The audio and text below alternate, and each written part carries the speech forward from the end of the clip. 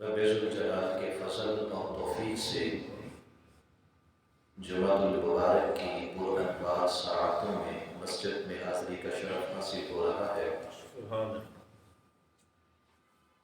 دعا فرمائیے اللہ تبارک و تعالی جل جلالہ اپنے پیارے حبیب شافع روز جزا احمد مجتبی جناب محمد مصطفیٰ صلی اللہ علیہ وآلہ واصحابہ وبارک وسلم کے عظیم مرتبہ کے طفیل ہماری حاضری کو اپنی بارگاہ میں قبول فرمائے، آمین۔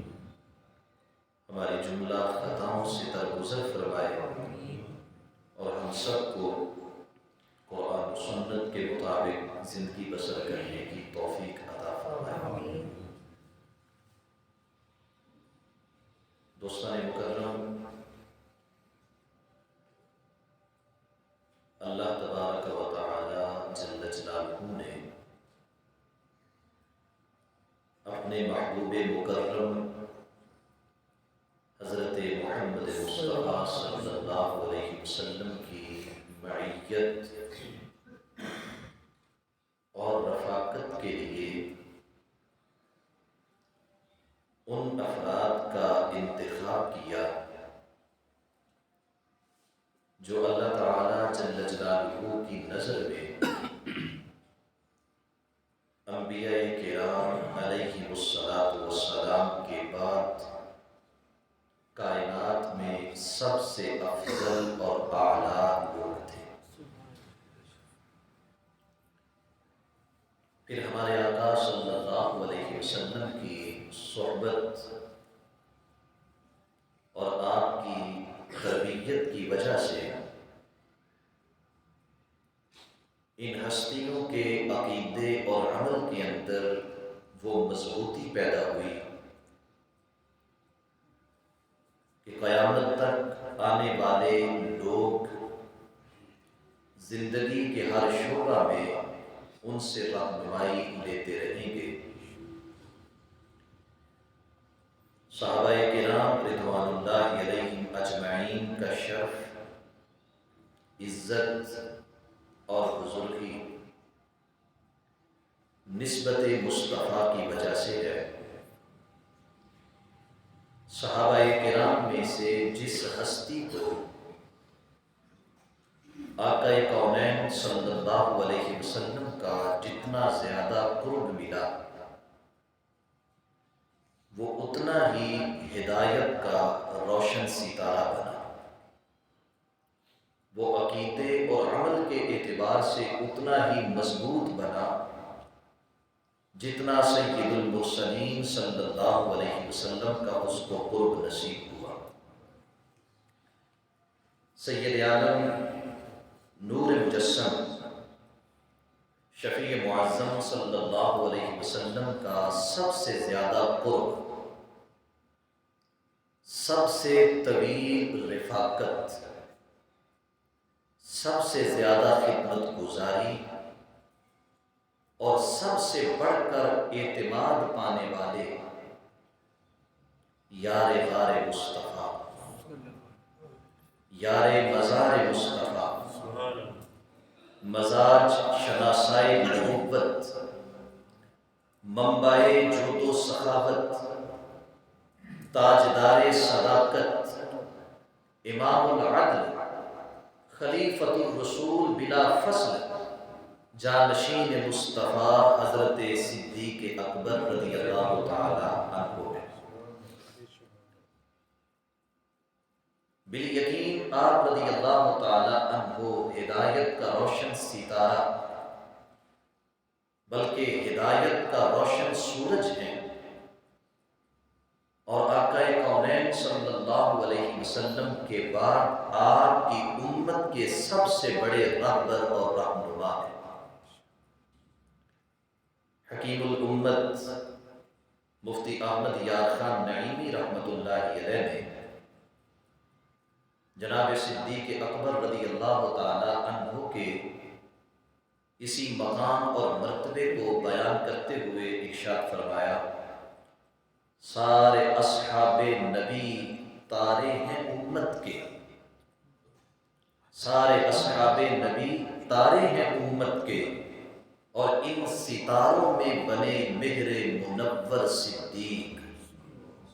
مہر سورج کو کہا جاتا ہے، منور روشن کو، کہ صحابہ کرام آسمان ہدایت کے روشن ستارے ہیں، اور ان روشن ستاروں میں جو منور سورج ہے وہ حضرت سیدنا صدیق اکبر رضی اللہ تعالی عنہ کی ذات گرامی ہے۔ عزیز دوستو، حضرت صدیق اکبر رضی اللہ تعالی عنہ کی زندگی کا ایک ایک لمحہ امت کے لیے مینارۂ نور ہے۔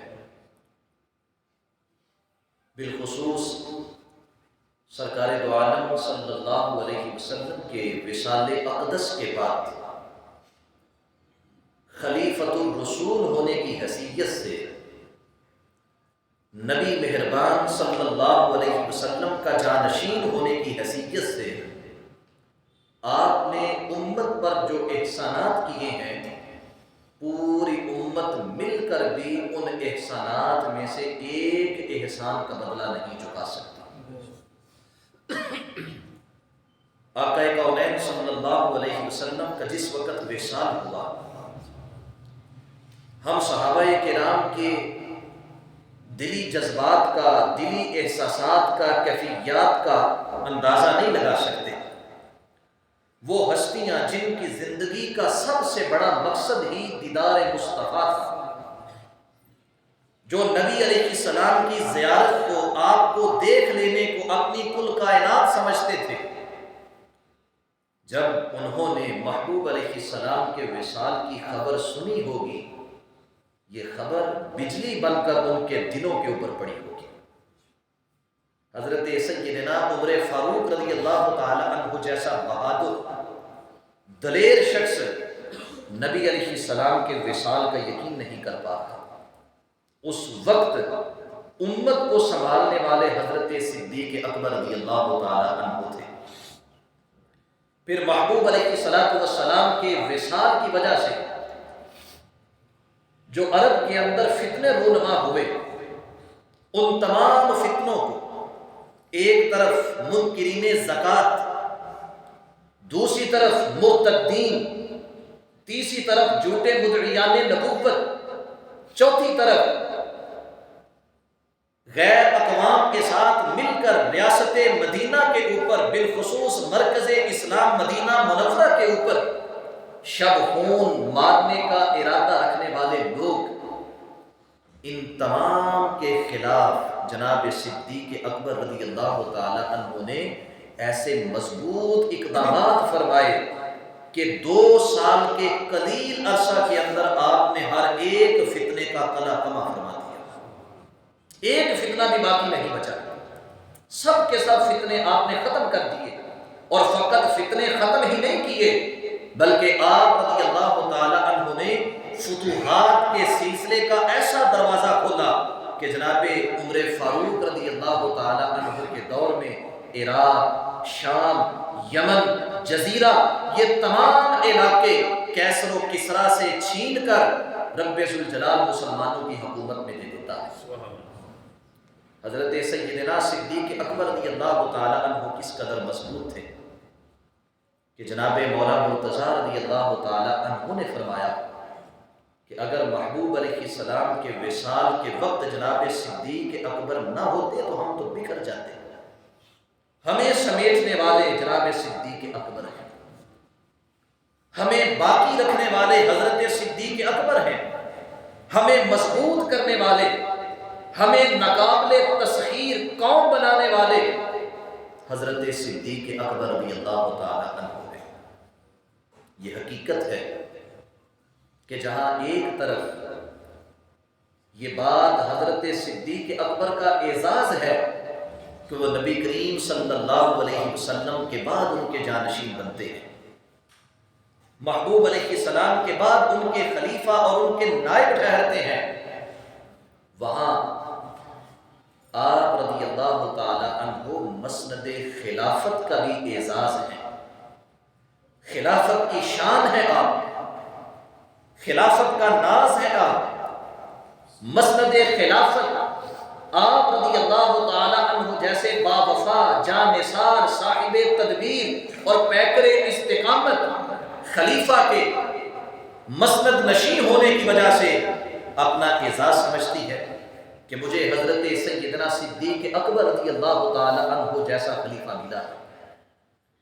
حضرت مفتی احمد یار خان نعیمی رحمۃ اللہ علیہ اس اعتبار سے بھی، اس مقام کے اعتبار سے بھی یہ کہتے ہیں کہ بہتری جس پہ کرے فخر وہ بہتر صدیق، اور سروری جس پہ کرے ناز وہ سرور صدیق، کہ جناب صدیق اکبر رضی اللہ تعالی عنہ جس مقام پہ قدم رنجہ فرماتے ہیں، خالق کائنات جل جلالہ آپ کے قدموں کی برکت سے اس کام کو، اس مقام کو چار چاند لگا دیتا ہے۔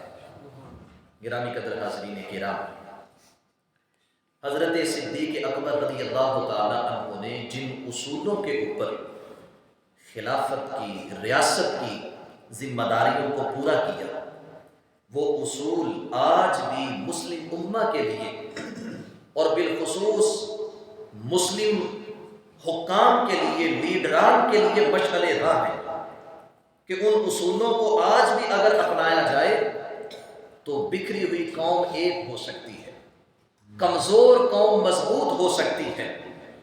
وہ قوم کہ آج دنیا میں جسے پوچھنے والا کوئی نہیں، زمانہ ان کی ہاں میں ہاں ملانے والا بن جائے گا، لوگ ان کے فیصلوں کو حرف آخر سمجھیں گے اگر حضرت صدیق اکبر رضی اللہ تعالی عنہ کے دیے ہوئے اصولوں کو اپنا لیا جائے۔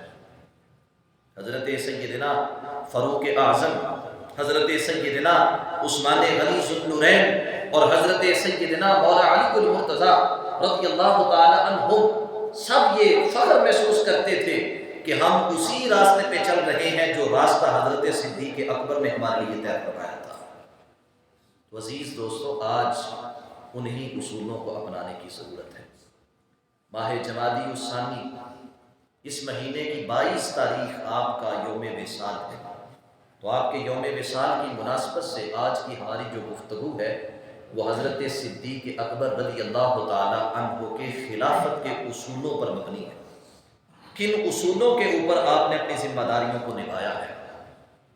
اللہ کا الحاکمین جناب صدیق اکبر کے درجات بلند فرمائے اور ہمیں آپ ہی کی طرح اپنے دین اور اپنی قوم کا مخلص بننے کی توفیق عطا فرمائے۔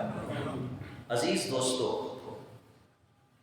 ہمارے آقا صلی اللہ علیہ وآلہ وسلم نے اپنے کئی فرامین کے اندر امت کی تربیت فرمائی کہ وہ عہدے، منصب اور حکومت کا لالچ نہ رکھیں،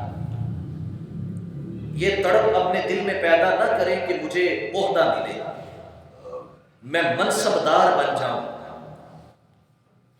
اگر کسی کی اہلیت کی وجہ سے، کسی کی قابلیت کی وجہ سے اور بغیر لالچ کے اسے منصب مل جاتا ہے تو پھر پوری دیانتداری کے ساتھ اس منصب کے تقاضوں کو پورا کرنے کی کوشش کرے۔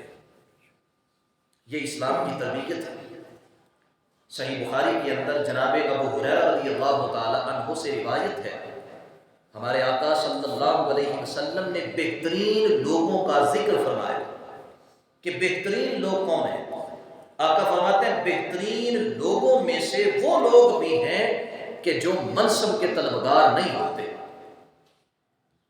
وہ لالچ نہیں رکھتے کہ ہمیں منصب ملے، وہ بہترین لوگ ہیں، ان کے دل کے اندر حکومت کرنے کی غرض نہیں ہے، وہ اپنی زندگی قرآن و سنت کے مطابق گزارتے ہیں، اور آقا ارشاد فرماتے ہیں ان کی اسی بے غرضی کی وجہ سے رب ذوالجلال ان کو ذمہ داریاں بھی عطا فرما دیتا ہے، اور پھر جب ایسے لوگ منصب کے حامل بنتے ہیں تو پھر اس منصب کا حق بھی ادا کرتے ہیں۔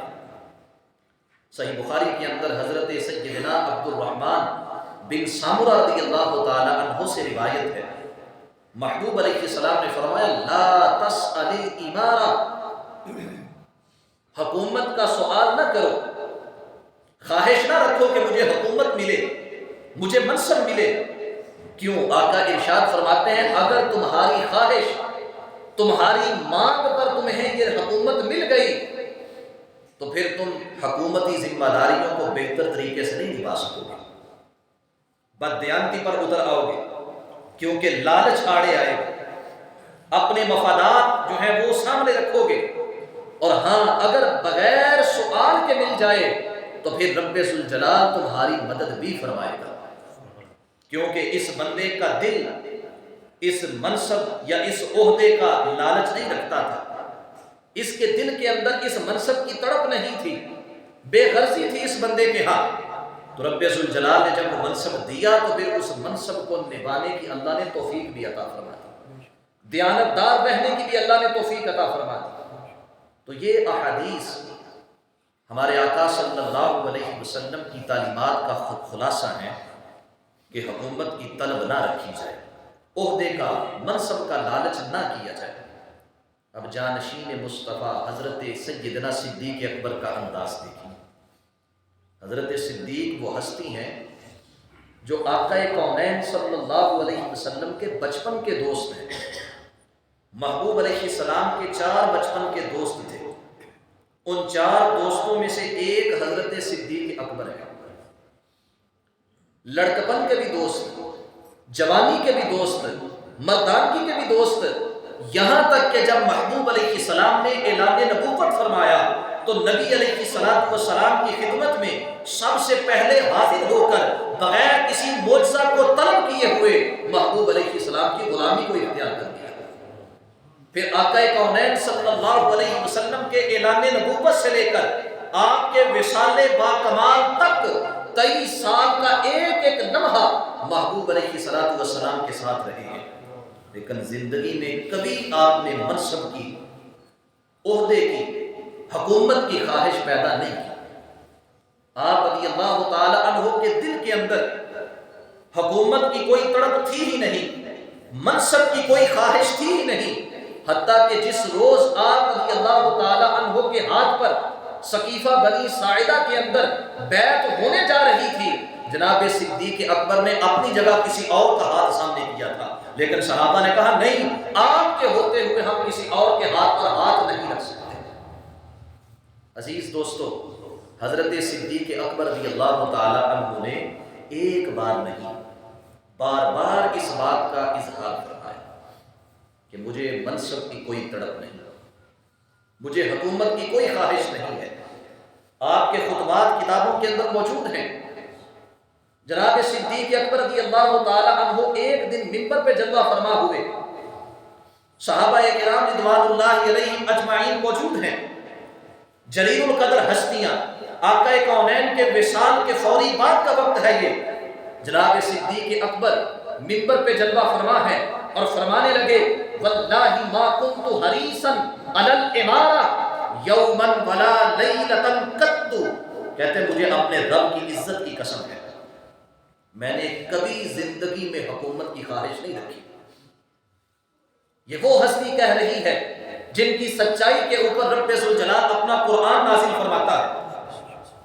یہ اس ہستی کا اعلان ہے کہ جس کی دل کی پاکیزگی رب ذوالجلال اپنے قرآن میں بیان کرتا ہے۔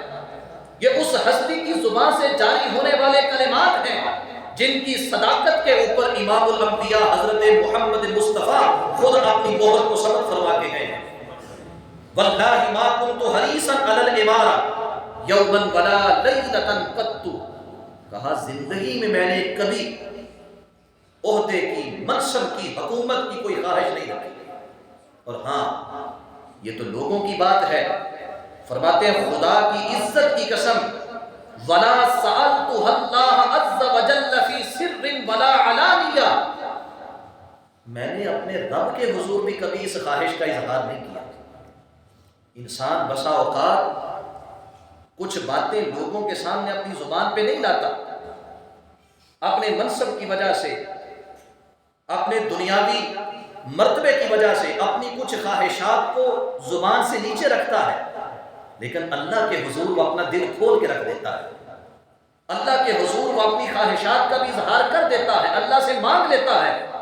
جناب صدیق فرماتے ہیں میرا رب اس بات پر گواہ ہے کہ میں نے کبھی بھی اپنے رب کے حضور جھولی پھیلا کر اس سے منصب نہیں مانگا،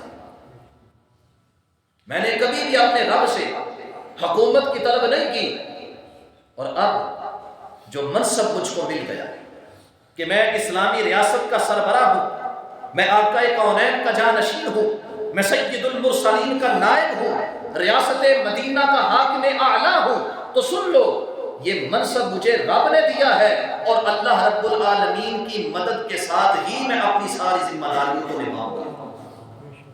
یہ بیان کرنے کے بعد آپ نے ایک جملہ بولا، اس جملے کو جب آپ نے بیان کیا تو سامعین میں تاجدار حلق عطا حضرت مولا مرتضیٰ بھی موجود تھے۔ جس وقت آپ نے وہ جملہ جو ابھی میں آپ کو سناؤں گا وہ بیان کیا تو حضرت سیدنا علی المرتضیٰ کھڑے ہوئے، اور کھڑے ہو کر پھر آپ نے ایک تاریخی جملہ بولا ہے۔ حضرت صدیق رضی اللہ تعالی عنہ اپنی بے غرضی کو بیان کرنے کے بعد، رب ذوالجلال کی مدد کے ساتھ اپنی ذمہ داریوں کو نبھانے کا عزم ظاہر کرنے کے بعد فرمانے لگے وَلَوَدِدْتُ أَنَّ أَقْوَمَ مَنْ أَقْوَى النَّاسِ عَلَيْهَا مَكَانِيَ الْيَوْمِ، کہتے ہیں میں یہ چاہتا ہوں کہ آج یہ منصب مجھ سے کسی مضبوط بندے کو دے دیا جائے، میں خلیفہ نہ رہوں، میں یہ چاہتا ہوں کہ یہ منصب کسی اور کو دے دے۔ کس کو؟ کہا اقوى الناس، جو مضبوط آدمی ہے، جو طاقتور آدمی ہے، اس بندے کو یہ منصب دے دیا جائے، میرے پاس یہ منصب نہ رہے۔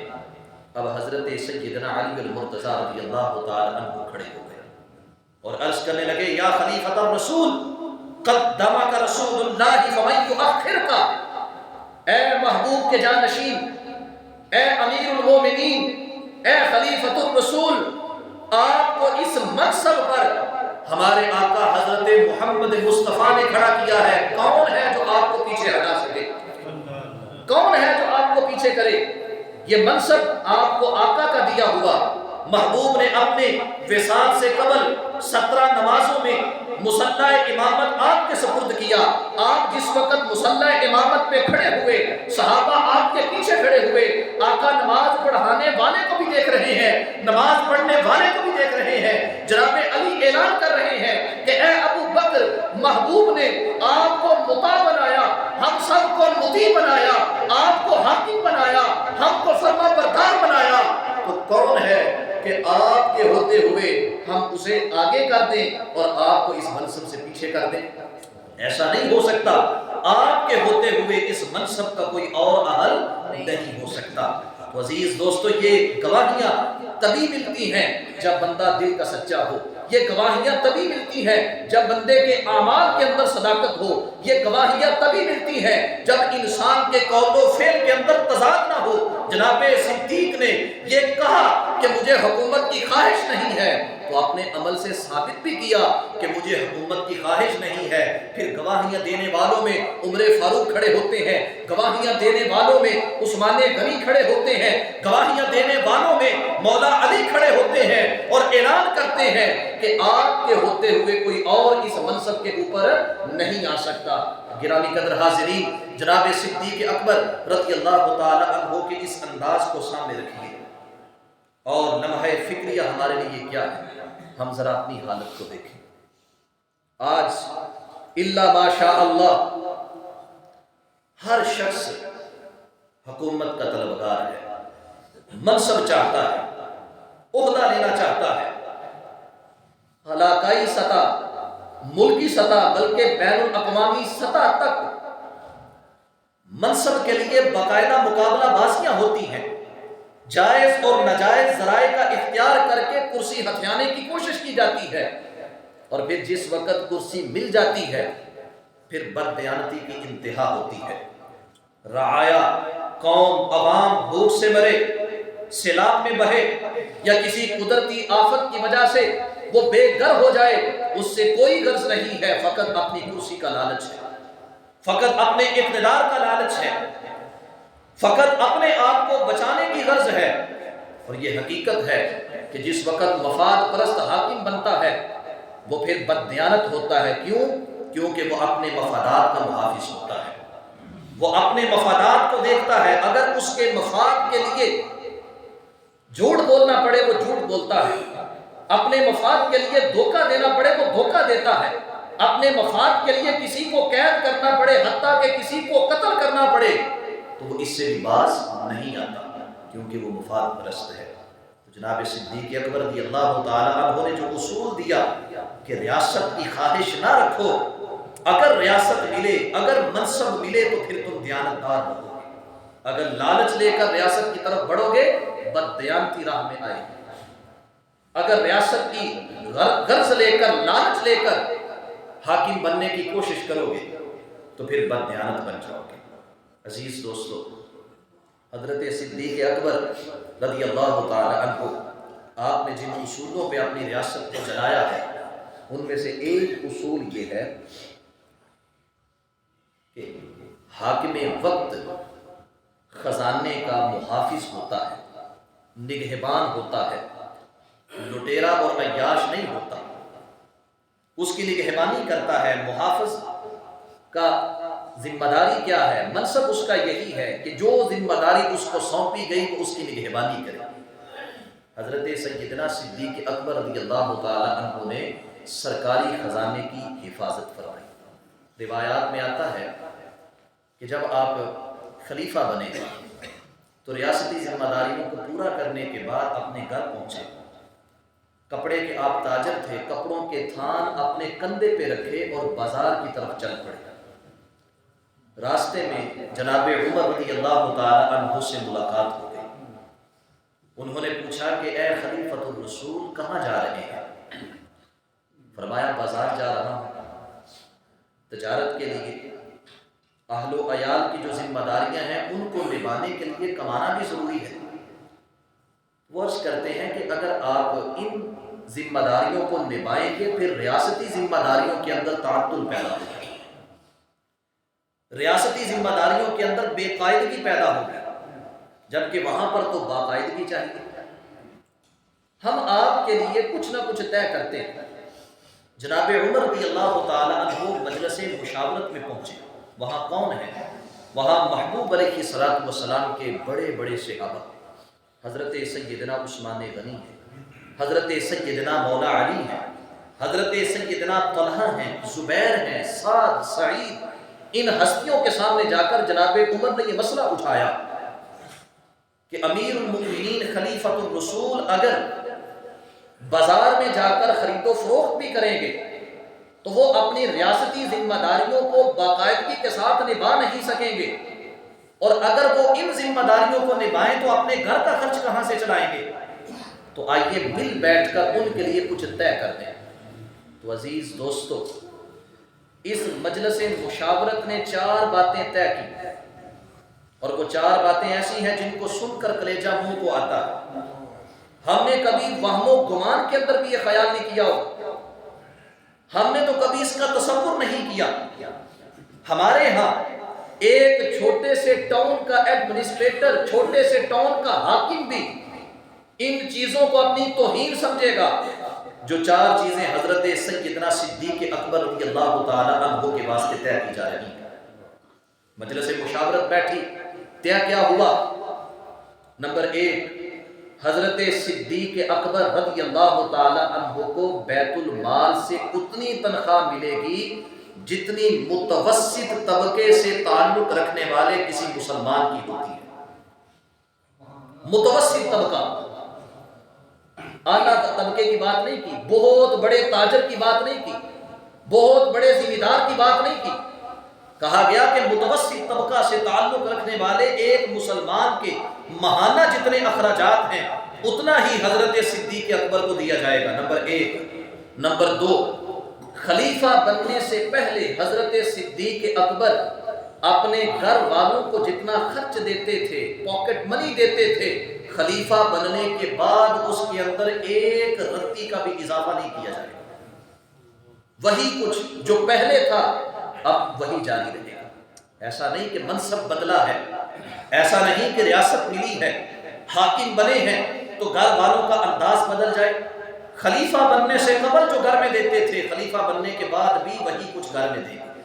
تیسرے نمبر پہ جناب صدیق اکبر کو بیت المال سے پہننے کے لیے 2 چادریں ملیں، 2 کپڑے، 2 چادریں، اور جس وقت وہ چادریں استعمال کی وجہ سے بوسیدہ ہو جائیں، پرانی ہو جائیں، ناقابل استعمال ٹھہریں، تو پھر وہ دونوں چادریں پہلے بیت المال میں جمع کروانی ہوں گی۔ جمع ہونے کے بعد 2 نئی چادریں جناب صدیق کو جاری کر دی جائیں گی۔ چوتھے نمبر پہ سواری کے لیے جو سواری دستیاب ہوگی سفر کے وقت آپ کو وہ پیش کی جائے گی۔ ایسا نہیں کہ ایک گھوڑا مختص کر دیا جائے، ایک اونٹ مختص کر دیا جائے، نہیں، بیت المال ہے، یہاں پر چیزیں آتی جاتی رہیں گی۔ سفر پہ جانا ہو، اگر گھوڑا دستیاب ہوگا تو گھوڑا ملے گا، اگر گھوڑا دستیاب نہیں، اونٹ دستیاب ہے تو اونٹ ملے گا، اور اگر اونٹ بھی دستیاب نہیں، خچر یا گدھا دستیاب ہے تو وہ دیا جائے گا سواری کے واسطے۔ میرے بھائیوں، کیا آج کسی حاکم کے لیے ان چیزوں کا تصور کیا جا سکتا ہے؟